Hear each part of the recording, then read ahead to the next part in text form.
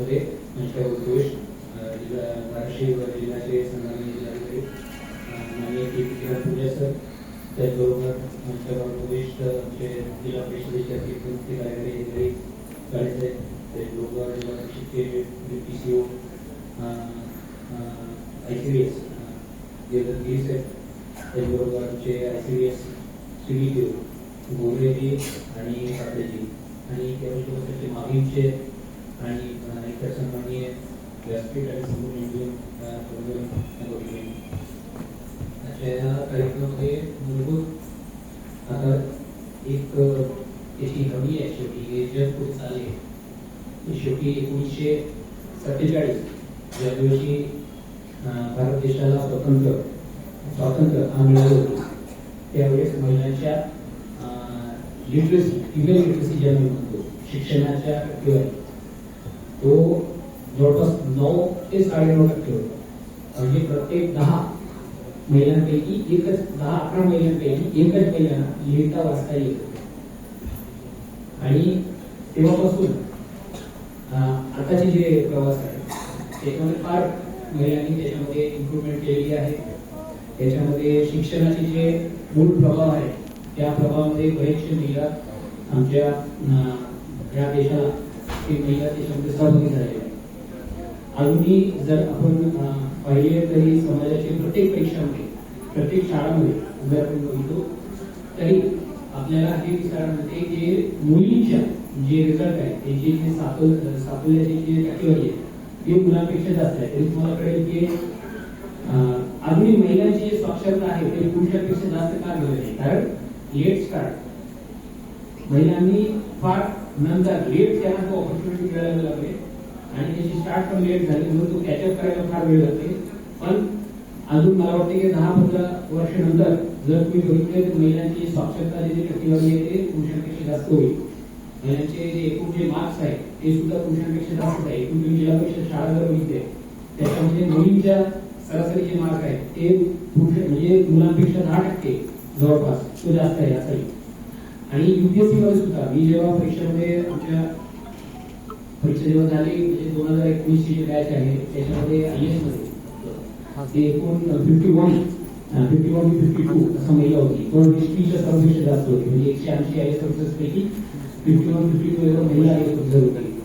ते आता त्याची आकडेवारी पुन्हा वाढली असेल. माझे 5-6-7 वर्ष झाले त्याच्यानंतर आताही आकडेवारी हे बदलत असेल. फक्त एक गोष्ट लक्षात ठेवा, महिलाशिवाय म्हणजे नारीशिवाय मुलीशिवाय जगातलं काहीच अस्तित्व राहत नाही. कारण जगात फक्त 2 प्रकारच्या मनुष्य हे जगात असते. एक महिला असते आणि दुसरा त्यांची जे लेकरू किंवा लेकरी त्याशिवाय जगात एकही मनुष्य नाही. कोणी मुलं असू द्या पुरुष असू द्या त्यांची आई ती पण महिला आहे. म्हणून स्वतंत्रपणे जर तुम्ही बघितले तरी 2 प्रकारचे मनुष्य असते, एक महिला आणि एक दुसरा मनुष्य असते की हा 2 घेऊनच जगाला पुढे जायचे आहे. आणि बऱ्याचशा ठिकाणी आता जसे महाराष्ट्रात फार चांगला आम्हाला याच्यामध्ये पण सुद्धा कारण डिपार्टमेंट ICVS आहे त्याच्याबद्दल आरोग्याचे पण बरेचसे लोक आहे. आम्हाला याच्यामध्ये काळजी केली पाहिजे. स्पेसिफिकली मराठवाडा हा विभागामध्ये जे सेक्स रेशिओ हा थोडा काळजीपूर्वक आम्हाला त्याच्यामध्ये लक्षात ठेवले पाहिजे. कारण त्याच्यामध्ये भारतातलं जे सरासरी आहे त्याच्यापेक्षा मराठवाड्यातलं खाली आहे. महाराष्ट्रातलं जे सरासरी आहे त्याच्यापेक्षा मराठवाड्याला खाली आहे. जर तुम्ही कोकणात गेला किंवा पश्चिम महाराष्ट्राच्या पश्चिमी भाग जे पट्टा आहे त्याच्यामध्ये जर तुम्ही बघितलं तर सेक्स रेशिओ ऑलमोस्ट जवळपास ते 1 म्हणजे 100 दोघांचाही सिमिलर आहे. काही जर दक्षिणचे काही राज्यामध्ये गेलं तरी 100%पेक्षाही जास्त आहे. म्हणजे महिलांची संख्या जे सेक्स रेशिओमध्ये जन्माला त्याची नंबर जास्त होत आहे. हे प्रोग्रेस आहे. हे रेशिओ कशामुळे इम्पॉर्टंट आहे हा प्रोग्रेस आहे. आज हे समाज किती पुढे गेलेला आहे, समाज किती पुरोगामी होत आहे हे त्याची साक्ष त्याची एक वाढते म्हणून करतात. आणि शेवटी आम्हाला हे पण लक्षात ठेवली पाहिजे की महिलांना पुढे आली पाहिजे पण महिलांना सुद्धा त्याच्यामध्ये गुणवत्ता हा फार महत्वाचा आहे. फक्त महिलांमध्ये आम्ही 50% आरक्षण देतो त्याच्यामध्ये ह्या महत्वाच्या नाहीये. महिला हा आहे पदावर हा महत्वाचा नाहीये, गुणवत्ता हा महत्वाचा आहे. म्हणून आपण त्याच्यावर जास्त लक्ष त्याच्यामध्ये केंद्रीभूत केली पाहिजे. जास्तीत जास्त महिलांना शिक्षणाच्या प्रवाहात कसे आणता येईल फक्त 12वी पास करणे, फक्त ग्रॅज्युएशन करणे, फक्त पोस्ट ग्रॅज्युएशन करणे हा महत्वाचं नाही. त्यांना समाजाला किती पुढे घेऊन जाता येईल, मोठे मोठे पदावर महिलांना कसे घेऊन जाता येईल. कारण आता शासन जेंडर बजेटिंग पण करतात. तर जेंडर बजेटिंग करत असताना त्या ठिकाणी एक महिला त्या ठिकाणी त्यांनाही कळते की बाबा कसे कसे त्याच्यामध्ये अजून चांगला जी पुरोगामी योजना करता येईल. महाराष्ट्र फार पुरोगामी आहे. कारण तुम्हाला माहिती आहे एक दीड वर्ष आधी महाराष्ट्राच्या ब्युरोक्रेसीमध्ये सर्वापेक्षा मोठी जे 3 पद होती ज्याच्यामध्ये मुख्य सचिव IAS मध्ये जे होते ते महिला होती, सुजाता स्वामी मॅडम होते. पोलीस विभागाचा सर्वापेक्षा मोठा पद GP होते ते रश्मी शुक्ला मॅडम होते. आणि फॉरेस्ट म्हणजे DD all India service forest department मध्ये सर्वापेक्षा मोठा जे पद होता महाराष्ट्राचा तो पण महिला घोषित केले होते. म्हणजे तिन्ही ऑल इंडिया सर्व्हिस मध्ये सर्वापेक्षा मोठी जी पद होती एक महिलांनी त्या ठिकाणी ते सर्वोच्च पदामध्ये होती. आणि ही फार चांगली गोष्ट आहे. त्याच्यानंतर महिलांना जर अजून पुढे आपल्याला घेऊन जायचे असेल तरी जी इगो आहे, जी मेल इगो जे आहे हे कमी झाली पाहिजे. म्हणजे एखाद्या घरामध्ये जर मेल जे पुरुष त्याला वाटते की आम्हीच घराची जे कुटुंब आहे, आम्हीच घराचे मूल हे आहे, तर आम्हाला सर्वापेक्षा पुढे गेली असं काहीच नाहीये. आता मी बरेच शिकलेलो पण माझ्यापेक्षा माझी जी मिसेस आहे ती जास्त शिकलेली आहे. हे मला एखाद्याला काही अडचण नाही. माझ्यापेक्षा माझी मिसेस जास्त शिकलेली आहे, त्याची डिग्री जास्त आहे, ते जास्त कार्यकारी आहे. म्हणजे मला पोस्ट काहीच नाही त्याच्याकडे. आणि त्याच्यामध्ये समाजामध्ये जे स्टिरियोटाइप्स आहे ते तुम्हाला बघितलं पाहिजे. एखाद्या मुलीची जन्माला आला त्याला पिंक कलर याच्याबद्दल असोसिएट करणे, एखादा मुलगा जन्माला आला त्याला ब्लू कलर मध्ये असोसिएट करणे. म्हणजे घरातला काही काम असेल ते मुलगी घेऊन जाणार, चहा घरातला कोणी आमचे रिलेटिव्ह असेल ते एक्सपेक्ट केलं जातं की महिलाच तो चहा देऊन फिरणार. जेवण सर्वपेक्षा आधी महिला वाढून येणार, त्याच्यामध्ये सगळ्या पुरुषांचे जेवण झाले त्याच्यानंतर महिलांना जेवण करा असं काहीच झालं नाहीये. प्रत्येक पुरुषाला सुद्धा त्याची एक काळजी केली पाहिजे. स्वतःचं जेवण स्वतः बनवलं पाहिजे. तुमच्या रिलेटिव्ह असेल किंवा काही असेल स्वतःहून खाणं पसंत म्हणजे त्याची वाढ पाहिजे. याच्यामध्ये काही लज्जाची काही गोष्टी नाही. महिलांना सुद्धा त्याच्यामध्ये सहभाग आहे. तुम्ही जर तसं सोडून दिलं तर तुमचे पण स्वतंत्र काही वाढणार नाही. तुमचे पण गुणांनी होण्यामध्ये काही वाढ म्हणजे तुमचे मनात जर तो राहिले तरी तुम्ही इतर मनाकडून तो काम करू शकत नाही.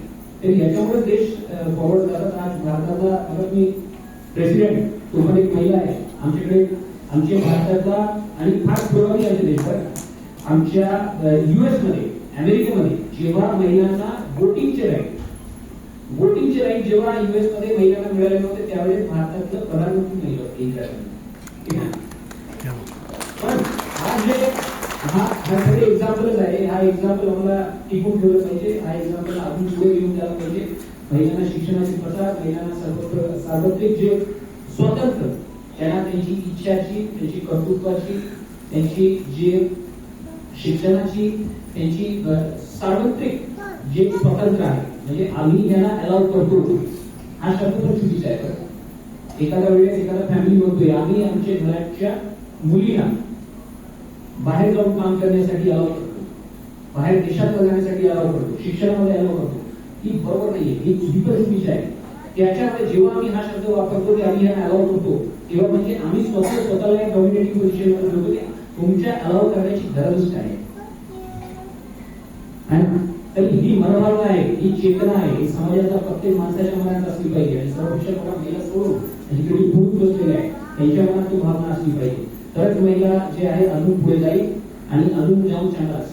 संधी हा फार इम्पॉर्टंट आहे. एखाद्या महिलांना संधी जर भेटला तर त्याच्यामध्ये महिला फार पुढे जाऊन काम करतात. आता तुम्ही बघा म्हणजे आता मी राष्ट्रपती पंतप्रधान यांची उदाहरण दिली. आता तुम्ही मुख्यमंत्र्यांची पण उदाहरण बघा.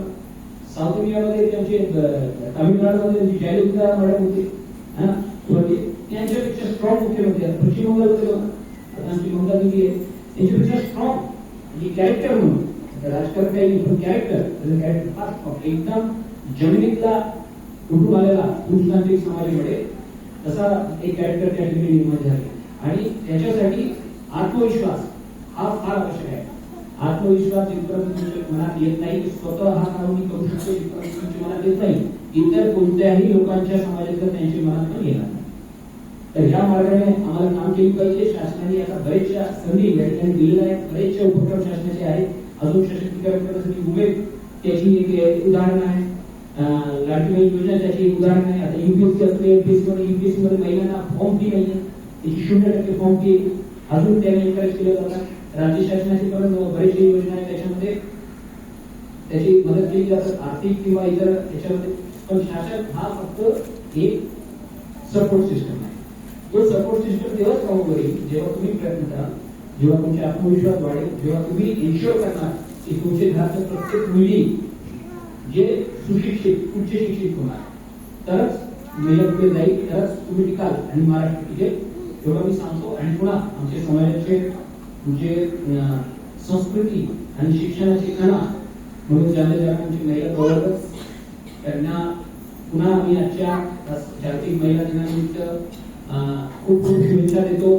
तुमची वाटचाल पुढेही अत्यंत यशस्वी शिक्षणाची जगतामध्ये आणि आमचे फुलेशाह आंबेडकरांच्या महाराष्ट्र आहे अहिल्यादेवी होळकर पासून इतकं एक्झाम्पल म्हणजे उदाहरण महाराष्ट्रात आहे. उदाहरणाची काही कमतरता नाही, फक्त उदाहरण बघितलं पाहिजे. सणाच्या फक्त दिवस साजरा करता ज्यांच्यामुळे तो सणाचे दिवस आहे त्यांची जीवन काहीतरी पाहून बघा, काही वाचून त्याच्यामध्ये अचूक करावी विनंती म्हणजे काही लोक सांगून मी माझे 2 शब्द संपवणार. पुन्हा एकदा सगळे महिलांच्या मी या ठिकाणी गुणगान करतो आणि तुम्ही कष्ट करून जे एखाद्या कुटुंबाला नाही, एखाद्या पूर्ण समाजाला नाही, पूर्ण देशाला कशी पुढे मी घेऊन जातात त्याच्याबद्दल तुमचे आभार मानतो. म्हणून माझे 2 शब्द या ठिकाणी संपवतो. जय हिंद, जय भारत.